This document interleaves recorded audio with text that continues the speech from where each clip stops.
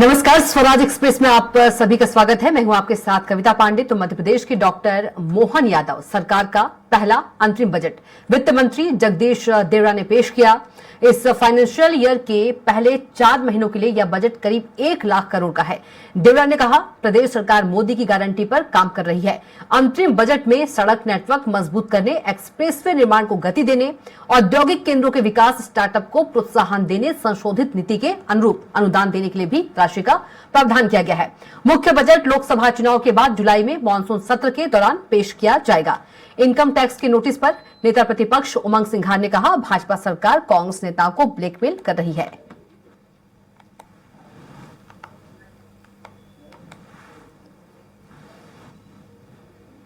Budget अनुमान में राजस्व व्यय 2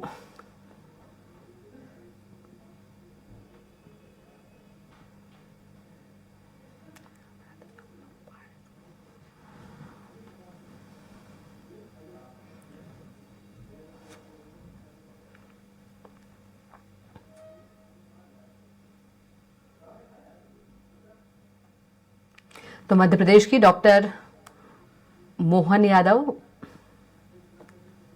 सरकार का पहला अंतरिम बजट वित्त मंत्री जगदीश देवड़ा ने पेश किया। इस फाइनेंशियल ईयर के पहले 4 महीनों के लिए यह बजट करीब 1 लाख करोड़ का है।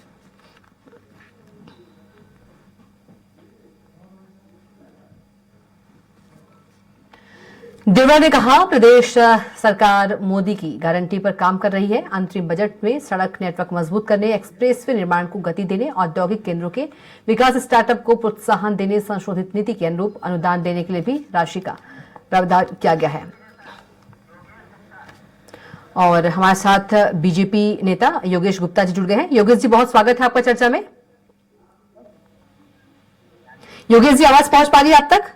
आपको मेरी आवाज आ रही है? जी बिल्कुल। योगेश जी, आज डॉक्टर मोहन यादव जी सरकार का पहला और अंतरिम बजट पेश हुआ है, लेकिन इस पर जो विपक्ष है वो तंज कस रही है। देखिए, विपक्ष कोई भी मध्य प्रदेश के विकास के लिए किए गए कदम का हमेशा से विरोध करती है। बेहद दुर्भाग्यपूर्ण रवैया विपक्ष का, कभी सकारात्मक विपक्ष की भूमिका कांग्रेस पार्टी ने निभाई है। जी, ये जो अंतरिम बजट डॉक्टर मोहन यादव सरकार का आया है, अप्रैल से जुलाई के लिए हुई है, और ये इसमें हमने लाडली बहना योजना, उज्ज्वला ज्योति योजना, अनुसूचित जाति जनजाति वर्ग, ओबीसी, मेधावी विद्यार्थी योजना की राशि को समायोजित किया है जी, ताकि ये जितने भी हमारी हितग्राही योजना है वो यथावत चलती है जी, और ये मध्य प्रदेश को समृद्ध बनाने वाला, सशक्त बनाने वाला और आत्मनिर्भर बनाने वाला बजट है जी। तो कांग्रेस बजाय सकारात्मक भूमिका के हमेशा आलोचनात्मक रवैया रहता है इनका। विधानसभा से बहिर्गमन करने का इनको बहाना चाहिए रहता है। शोर शराबा हंगामा करके ये हमेशा से तंत्र खराब करते हैं। लेखानुदान बजट में 1,43,221.55 करोड़ की धनराशि का प्रावधान किया गया है। इसमें मतदेय राशि 1,19,753.3 करोड़ है, जो मतदेय उसमें है जी, और विद्वान में अपना 25,476.51 करोड़ की राशि का समायोजन किया गया है जी, और किसी भी प्रकार का कोई एडिशनल टैक्स मध्य प्रदेश की जनता के ऊपर नहीं लगा जी। बिल्कुल, हमारे साथ फिरोज सिद्दीकी जी भी जुड़ गए हैं, कांग्रेस नेता है। फिरोज जी, बहुत स्वागत है आपका चर्चा में। फिरोज जी, आवाज पहुंच पा रही है आप तक? जी जी, मिल रही है, शुक्रिया जी जी। फिरोज जी, किस तरह से देखते हैं मोहन यादव सरकार का यह पहला अंतरिम बजट को? देखिए, बहुत ज्यादा तो कुछ उसमें मोहन सरकार ने जी एक लेखा अनुदान प्रस्तुत किया है जी, और मोटा मोटा उन्होंने बताया है कि इस मद में ये, इस मद में ये, इस मद में ये, इस मद में ये जी। सरकार क्या ये बताने की कृपा करेगी कि जो 32 योजनाएं महिलाओं के लिए चल रही थी, उन महिलाओं में शून्य बजट क्यों है? इस बात की जानकारी हम सरकार से लेना चाहते हैं। हम ये भी लेना चाहते हैं कि बेरोजगारी के लिए सरकार ने कौन कौन से उपाय करने के लिए बजट में प्रावधान किया है। सरकार से ये भी जानना चाहते हैं कि जो किसानों की है, कौन कौन सी योजनाओं के लिए पिछली योजनाओं में किस मद में कितना खर्चा किया और इस मद में कितना किया। ये जितने आंकड़ों की हेर फेर सरकार करके और बहुत लोक लुभावन बताने का प्रयास कर रही है, एक्चुअली ये लोक लुभावन है नहीं। सरकार ये बताए कि कितना लोन वो ले रही है, नंबर एक बात। सरकार ये बताए कि जितना कर्जा वो ले रही है उस कर्जे को कहाँ खर्च करेगी, नंबर दो बात। नंबर तीन बात, इस कर्जे को पटाएगी कैसे, ये इसका जवाब सरकार दे। तो व्यापार, व्यवसाय, रोजगार, आर्थिक स्थिति बढ़ाने के लिए सरकार की ओर से हमें कोई भी इसमें मतलब कोई सकारात्मकता नहीं दिखी। जो था ऐसा लग रहा है कि जो किसी लिपिक ने ये बजट को टाइप कर दिया और सरकार ने पेश कर दिया। ठीक है योगेश जी, सिद्दीकी जी कह रहे हैं कि सकारात्मकता नहीं दिखी, ऐसा लगा किसी लिपिक ने टाइप कर दिया हो। इनका यह भी कहना है कि महिलाओं के लिए शून्य बजट है, कर्जा कहां से लेगी और चुकाएगी कैसे, ये सारे सवाल के जवाब चाहिए कांग्रेस को। देखिए, बड़ा ही हास्यास्पद बयान दिया है मेरे साथी प्रवक्ता ने। ये एक्चुअली अंतरिम बजट है जी, जो 4 महीने के लिए लेखानुदान प्रस्तुत किया गया है। इसमें हमने मोदी सरकार द्वारा दी गई जो गारंटी है जी, उसके अंतर्गत काम करने से उसी प्रतिबद्धता जताई है जी। इस अंतरिम बजट में हमने सड़क के नेटवर्क को मजबूत करने के लिए, एक्सप्रेस वे को गति देने के लिए, औद्योगिक केंद्रों के विकास के लिए, स्टार्टअप को प्रोत्साहन देने के लिए अनुदान की राशि का भी प्रावधान किया गया है। मुख्य बजट लोकसभा चुनाव के बाद जुलाई के मानसून सत्र में पेश किया जाएगा। तो ये इनके जितने भी सारे प्रश्न हैं, ये मुझे लगता है स्टडी करके आए भी 3-4 पॉइंट व्यक्त बता के आ गए। कुल अनुपूरक जो बजट है वो 3,48,986.52 करोड़ रुपए का है जी। इसमें अगर मैं पूरे डिस्क्रिप्टिव वे में जाऊंगा तो आपको समय कम पड़ जाएगा। इसमें सरकार ने अपनी राजस्व की प्राप्तियां और पूंजीगत राजस्व कहाँ से आएगा, उसके 2 आंकड़े में आपको फिरोज जी की जानकारी के लिए दे देता हूँ कि कर से जो हमें राजस्व प्राप्ति होगी वो 2,52,268.03 करोड़ होगी जी। और कुल पूंजीगत प्राप्तियां जो है वो 59,718.64 करोड़ है। वही बात, और अतिरिक्त राशि का प्रावधान कहाँ से होगा, जो हम कर्ज ले रहे हैं वो कहाँ से चुकाएंगे। तो फिरोज जी बेहतर जानते हैं कि हमारी डबल इंजन की सरकार है। बड़े भाई के रूप में हमारे लिए केंद्र सरकार है, केंद्र से जो प्राप्तियां मध्य प्रदेश को होती है उसकी अतिरिक्त सहायता राशि भी मध्य प्रदेश को मिल जाती है।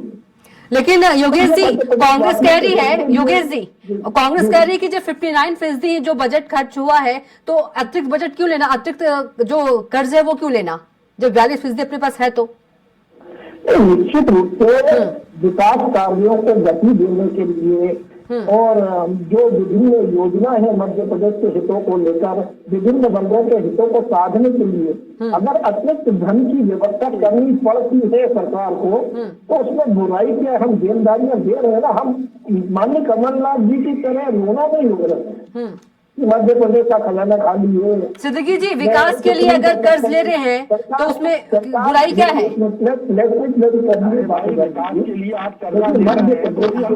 योगेश जी एक छोटा जवाब ले लेते हैं सिद्दीकी जी का, फिर कुमार संदीप के पास चलेंगे, हमारे संवाददाता के पास।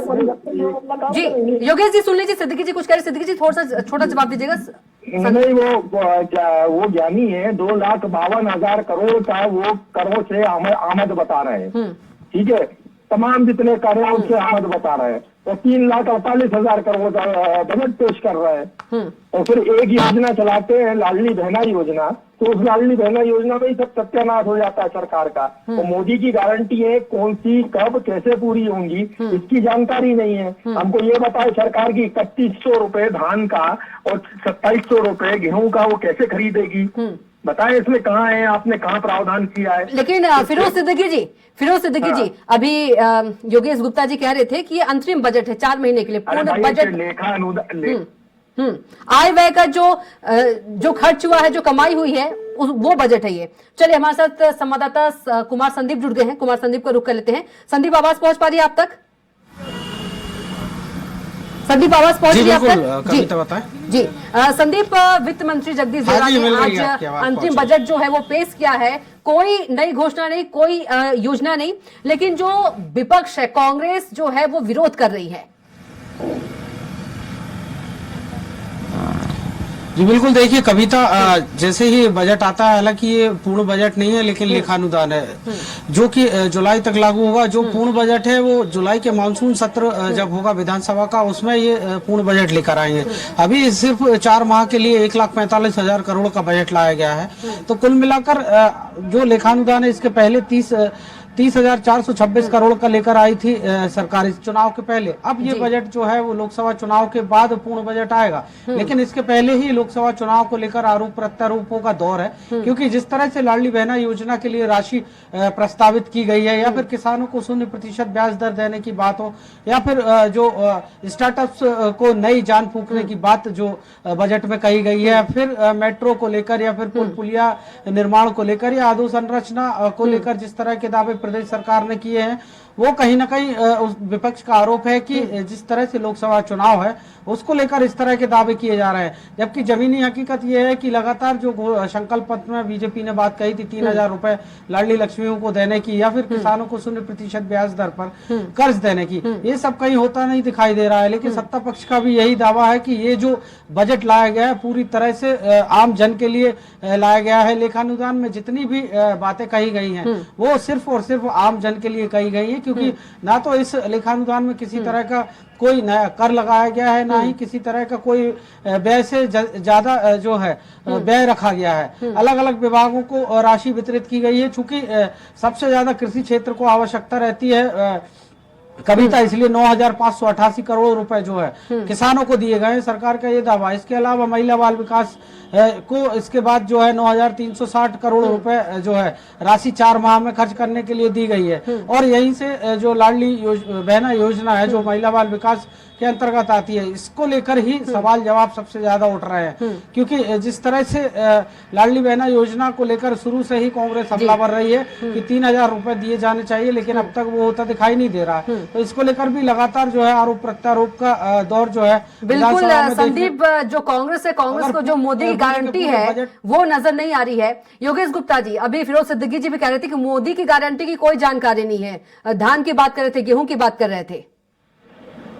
देखिए, मोदी जी की गारंटी के हिसाब से ही मध्य प्रदेश की जो लेखानुदान पेश किया गया है अंतरिम बजट का, ये धर्म से लेकर इंफ्रास्ट्रक्चर तक, विकास से लेकर जनहितग्राही योजनाओं के राशि के प्रावधान को लेकर किया गया है। आपने प्रश्न उठाया लाडली बहना का, उसमें बजट में क्या प्रावधान है? 6,557 करोड़ रुपए 4 महीने के लिए रखे गए हैं लाडली बहना। इसी प्रकार उज्ज्वला गैस योजना के लिए भी रखे गए, अनुसूचित जाति जनजाति वर्ग ओबीसी वर्ग के लिए भी रखे गए पैसे। तो ये सिर्फ 4 महीने के लिए बजट आया है। और का जो मानसून सत्र जुलाई में जब लगेगा तब सरकार का पूरे साल भर का मुख्य बजट माननीय वित्त मंत्री जगदीश देवड़ा जी पेश करेंगे। कांग्रेस तो आरोप लगाती है हमने 30,000 रुपए प्रति लाडली बहना को देने का कथन किया था, मैं इनकार नहीं करता, मगर उसमें माननीय शिवराज जी ने क्या कहा था, आपको अगर स्मरण नहीं है तो मैं दिला देता हूँ कि हम 1,000 रुपए से 1250, 1250 से 1500, 1500 से 1750, 1750 से 2,000, 2,000 से 2,250, इस तरह से ग्रेजुअली उसको इंक्रीज करते हुए 3,000 रुपए तक लेके जाए। अभी हमारी सरकार बने हुए 1.5-2 महीने हुए हैं और वित्तीय संकट का सामना भी पिछली सरकार को भी था और इस सरकार को भी करना पड़ रहा है। लेकिन हम व्यवस्था सुचारू रूप से देखिए, कर्मचारी वर्ग उनकी सैलरियां हैं, इम्पोर्टेंट वेजेज हैं, ये सब देने के लिए लेखानुदान को बजट पेश किया जाता है। तो इन सब चीजों का प्रावधान किया गया है और निश्चित रूप से मैं समझता हूँ कि मध्य प्रदेश के हितों को सर्वोपरि रखते हुए डॉक्टर मोहन यादव की सरकार ने लेखानुदान बजट पेश किया। ठीक है, फिरोज सिद्दीकी जी क्या कुछ कहेंगे? देखिए, जितनी भी बातें कर रहे हैं हम यही तो कह रहे हैं कि भाई गारंटी क्यों पूरी नहीं हो रही। कब तक पूरी करेंगे, ये इस वजह इस लेखानुदान में उसी का जिक्र कर देते कि ये इन तरीकों से इन दिनों में हम इस तरीके से अपना गारंटियों को पूरा करेंगे, किसानों के लिए हम ऐसा करें, इस तरीके से बोनस देंगे। कोई चीज का प्रावधान है नहीं, बातें ही बातें हैं। किसी तरीके से लोकसभा चुनाव निकल जाए, बस सरकार इस मूड में नजर आती है। और जहां तक गारंटियों की बात है तो तेलंगाना में हमारी भी सरकार बनी, हमने तो वहां गारंटियां पूरी कर दी। अब तक जो हमने गारंटी दी थी वो तो अब तक कब की पूरी कर दी। अब ये बताए कि ये इनकी गारंटी है कब पूरी। लेकिन फिरोज सिद्दीकी जी, योगेश गुप्ता कह रहे हैं 1.5-2 महीने हुए हैं सरकार बने हुए। अरे भाई, हमारी तो सरकार ने तो वो जहाँ शपथ ली थी वहीं ये फाइलें साइन कर दी थी और लागू भी कर दी, और लोग हितग्राहियों को उसका लाभ भी मिलता है। तो कांग्रेस ये कहना चाह रही है, फिरोज सिद्दीकी जी, कांग्रेस ये कहना चाह रही है कि लोकसभा चुनाव तक का इंतजार कर रही है बीजेपी। बस भारतीय जनता पार्टी चाह रही है कि किसी तरीके से लोकसभा का चुनाव हो जाए। हम कभी राम के नाम पे, कभी ईडी के नाम पे, कभी ईवीएम के नाम पे, कैसे तो भी ये चुनाव हो जाए, उसके बाद भूल गए तो ना हमको याद रहेगा। अब बजट भी आ गया 1 साल का, तो आप अगर हमको दिखाते ना बजट में कहीं भी वाइफरगेट करके कि हम 2700 रुपए में जो बोनस देंगे हम किसानों को, वो बोनस का पैसा ये रहा, आपको धान का बोनस देंगे, हम धान का पैसा ये रहा, हम सिलेंडर 450 में देंगे, 450 का ये रहा, तो हमको जानकारियां भी मिलती लोगों को। तो कोई चीज नहीं, सब गोल गुलम्मा कर रहे हैं ये, और करिए विधानसभा बंद करके भग जाएंगे चुपचाप से पीछे के दरवाजे से। योगेश जी बहुत बड़ा आरोप लगा रहे हैं फिरोज सिद्दीकी जी। देखिए, मुंह से चलाना है, इनकी गारंटी कैसी मैं बताता हूँ। कमलनाथ जी की 15 महीने की सरकार में 976 बच्चों का झूठ का पुलिंदा मध्य प्रदेश की जनता के समक्ष कमलनाथ जी ने रखा। ठीक उसी प्रकार की गारंटी दी इन्होंने कि 2 घंटे के अंदर किसान कर्जा माफी की फाइल साइन कर ली। उसके बाद हमारे मध्य प्रदेश के किसानों को नीले पीले हरे पन्नों में उलझाया, उन्हें डिफॉल्टर बना दिया, 2.5 लाख करोड़ का कर्जा चढ़ा दिया। तो इस प्रकार ही इन्होंने तेलंगाना में किया। कर्नाटक की गारंटी का क्या हाल हुआ 1 साल के अंदर, हम और आपको छुपा। लेकिन योगेश गुप्ता जी, जो मोदी की गारंटी है उस पर बार बार जो कांग्रेस सवाल उठा रही है कि मोदी गारंटी का जिक्र कर देते, क्यों नहीं जानकारी दे रही है बीजेपी मोदी गारंटी पर? मैं बता रहा हूँ। देखिए, अभी हमने 24 घंटे का गाँव चलो गीत प्रवास अभियान चलाया था। अरे भैया, आप अपना गाँव गरीब राम रोटी नहीं। देखिए योगेश गुप्ता जी, कांग्रेस का सवाल है मोदी की गारंटी की जानकारी। मोदी की गारंटी पूरी कब होगी, कांग्रेस का ये सवाल है। उसी का जवाब दे रहा हूँ। जी हमने अपने 24 घंटे के प्रवास पर सारे हितग्राहियों से उन्हीं मोदी जी की गारंटी के बारे में। सिद्दीकी जी सुन लीजिए, जवाब दे रहे हैं। भैया, आपका गाँव गरीब नहीं सिद्दीकी जी आपके ये सवाल का जवाब दे रहे हैं। प्रकार के वर्ग शामिल थे, आपके मुस्लिम वर्ग भी थे, अनुसूचित जाति जनजाति वर्ग भी थे, ओबीसी भी थे। सारे हितग्राहियों ने एक मत से स्वीकार किया कि हमको लाडली बहना योजना का भी लाभ मिल रहा है, हमको अन्न जन योजना का भी लाभ मिल रहा है, हमको आयुष्मान योजना के अंतर्गत भी 5 लाख तक का इलाज मिल रहा है, उज्ज्वला गैस योजना के अंतर्गत भी हमको सब्सिडी मिल रही है। तो आपको अगर मोदी जी की गारंटी की पुष्टि करनी है तो आप धरातल पर जाइए, जो वोटर है उसके पास जाइए, वो आपको बताएगा। आप हमारी बात मत मानो। सिद्दीकी जी, बीजेपी की बात मत मानिए, मोदी की गारंटी जानना है तो धरातल पर जाइए। सिद्दीकी जी, गुप्ता जी का कहना है धरातल पे तो हम है ही। जब तो हम पूछ रहे हैं आपसे कि जो आपने लागू कर रहे हैं, करने की तलाश में है, क्या करने वाले हैं मोदी की गारंटियों को? हमारे किसान तो अब दिल्ली घेर रहे हैं, तो आपको तो छाती चोरी करके सामने आना चाहिए कि देखो हम मध्य प्रदेश में 3100 रुपए धान के देते हैं किसानों को, 2700 रुपए गेहूं के देते हैं। आपको आना चाहिए सामने। तो हमको कहीं तो दिखा दीजिए भाई। आपने लेखानुदान प्रस्तुत कर दिया, हमारे किसानों के लिए क्या है, महिलाओं के लिए क्या है? दोनों बोलेंगे समझ में नहीं आएगा, कोई एक बोलिए। देखिए, हमारे मध्य प्रदेश को 5 बार कृषि कर्मण अवार्ड ऐसे ही नहीं मिला। सिद्दीकी जी, योगेश गुप्ता जी, सिद्दीकी जी को बोलने दीजिए। काम किया है, हम किसान सम्मान निधि के माध्यम से भारतीय जनता पार्टी साल में 4 बार पैसा योगेश गुप्ता जी फंस गए। हमने तो बहुत रोका था इनको कि यही कांग्रेस में ही रह जाए। 4 बार। योगेश गुप्ता जी सुन लीजिए सिद्दीकी जी को। योगेश गुप्ता जी सिद्दीकी जी को सुन लीजिए। जी सिद्दीकी जी, हमने योगेश गुप्ता जी को बहुत समझाया था कि भैया मत जाओ उधर बीजेपी में ही, कांग्रेस में रह जाओ। आज अगर नहीं गए होते तो फंसते नहीं, अब आप फंस गए। हम तो सवाल पूछ रहा हूँ मैं कि मोदी की गारंटियों का क्या होगा, भारत हो रहा है और रोज कांग्रेस छोड़कर लोग भारतीय जनता पार्टी में आ रहे हैं। आज ही विदिशा जिले के जिलाध्यक्ष और मंडला जिले के पूर्व विधायक ने भारतीय जनता पार्टी की सदस्यता ली है बीजेपी कार्यालय में। कांग्रेस मुक्त मध्य प्रदेश। अच्छा योगेश गुप्ता जी, क्या लगता है लेखानुदान जो आज पेश हुआ है, योगेश गुप्ता जी, क्या सभी वर्ग संतुष्ट हैं? निश्चित रूप से मैं कह सकता हूँ मोदी जी की गारंटी के अनुरूप सभी वर्ग संतुष्ट। लेकिन कांग्रेस संतुष्ट नहीं है। लेकिन योगेश गुप्ता जी, कांग्रेस को बीजेपी संतुष्ट नहीं कर पाई। योगेश गुप्ता जी, कांग्रेस को संतुष्ट नहीं कर पाई बीजेपी। कांग्रेस देखिए, इसीलिए कांग्रेस अपना जनाधार खोती जा रही है और भारतीय जनता पार्टी का उद्देश्य है कि मध्य प्रदेश की जनता खुशहाल बने, मध्य प्रदेश का किसान खुशहाल बने, मध्य प्रदेश का रहवासी स्वास्थ्य योजनाओं का लाभ उठाए, मध्य प्रदेश का विकास हो। ठीक है, हमारे साथ जी कुमार संदीप भी जुड़े हमारे साथ। जी संदीप, मोदी गारंटी पर जो मामला है वो उलझ गया है।